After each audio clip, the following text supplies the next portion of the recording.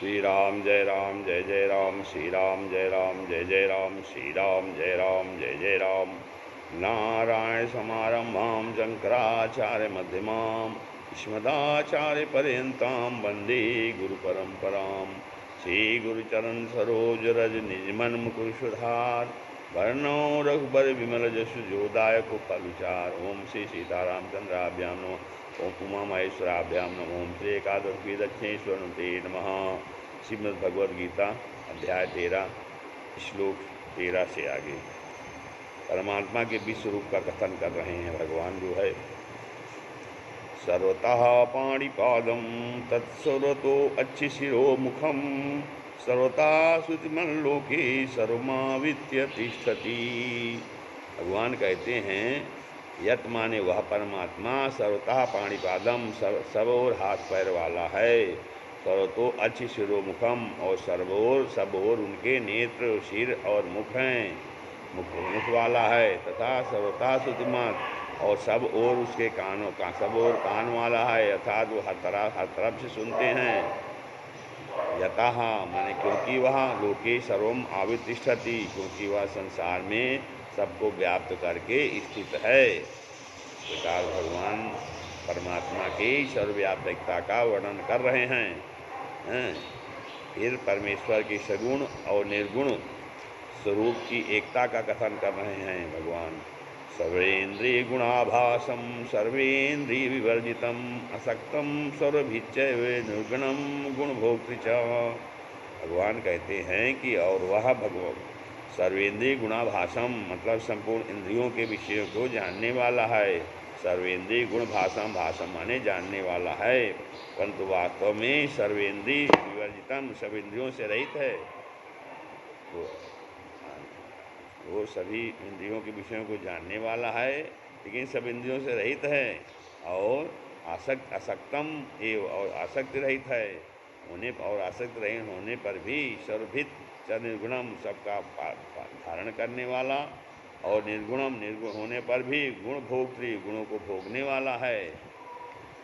फिर आगे भगवान सर्वात्म रूप से परमात्मा की व्यापकता का कथन कर रहे हैं।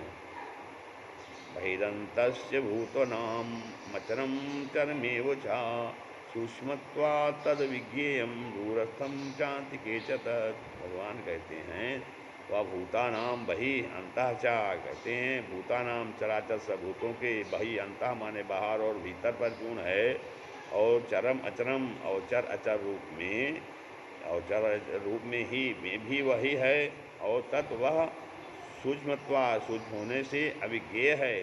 वो सूक्ष्म अत्यंत सूक्ष्म है, सूक्ष्म होने से अविज्ञेय है, तथा अंतिके च दूरस्थम तथा अति समीप में भी है और दूर में भी स्थित है। तत् माने वही है। फिर उत्पत्ति पालन और संहार करने वाले परमात्मा के सर्वव्यापी स्वरूप का कथन कर रहे हैं कि परमात्मा ही सृष्टि का उत्पत्ति पालन और संहार करने वाले हैं।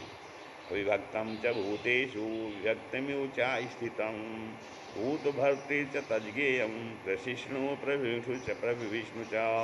कहते हैं तथा वह परमात्मा अविभक्तम विभाग रहित एक रूप से आकाश के सदृश परिपूर्ण होने पर भी क्या और भी भूतेषु चराचर संपूर्ण भूतों में विभक्तमेव विभक्त सा स्थितम स्थित प्रतीत होता है।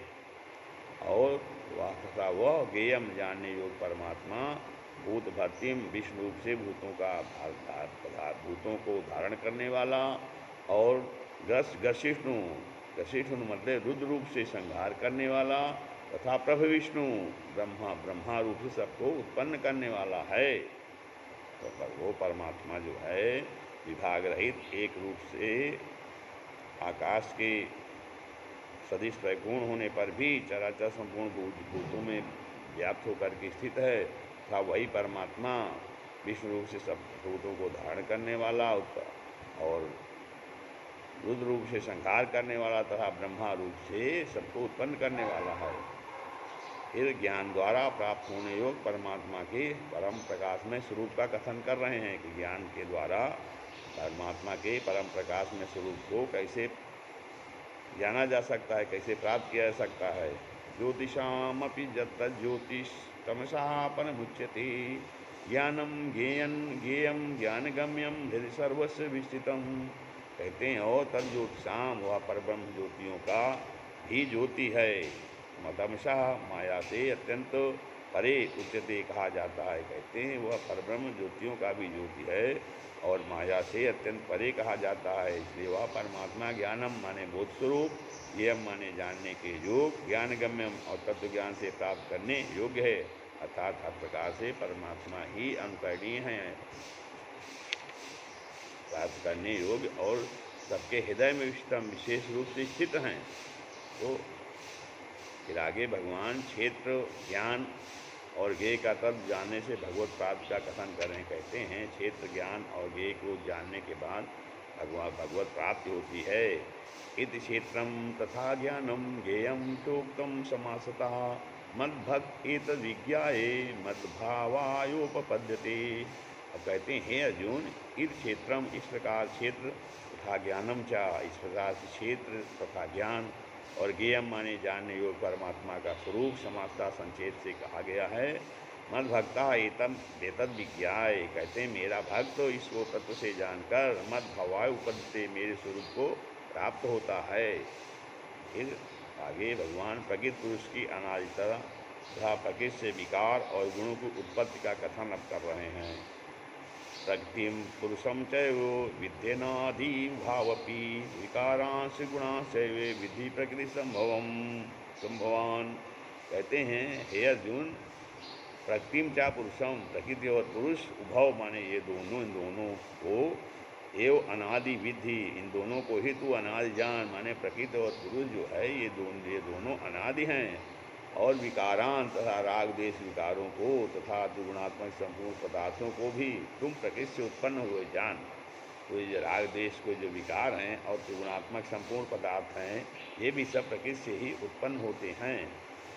फिर कार्य कारण की उत्पत्ति में प्रकृति की और सुख दुखों की भोगने में पुरुष की हेतुता का कथन कर रहे हैं। कार्य कारण कर्तृत्व हेतु प्रकृति रुच्यते पुरुषा सुख दुखा नाम भोक्तृत्व उच्यते। कहते हैं कार्य कारण कर्तृत्व, कार्य और कारण को उत्पन्न करने में मतलब आकाश वायु अग्नि जल पृथ्वी तथा शब्द स्पर्श रूप रस गंध, इस 10 का नाम कार्य है।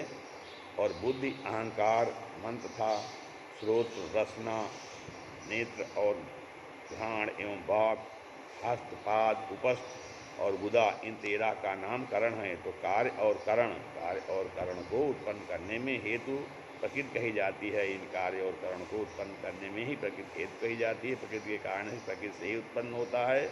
और पुरुषा सुख दुखा नाम, और पुरुषा मान जीवात्मा सुख दुखों के भोक्तृत्व भोक्तापन में अर्थात भोगने में हेतु कहा जाता है। कहते हैं जो जीवात्मा है वो सुख दुख के भोक्तापन में भोगने में हेतु कहा जाता है, भोगने का कारण कहा जाता है। इस प्रकार से भगवान वर्णन कर रहे हैं। श्री राम जय राम जय जय राम, श्री राम जय राम जय जय राम, श्री राम जय राम जय जय राम।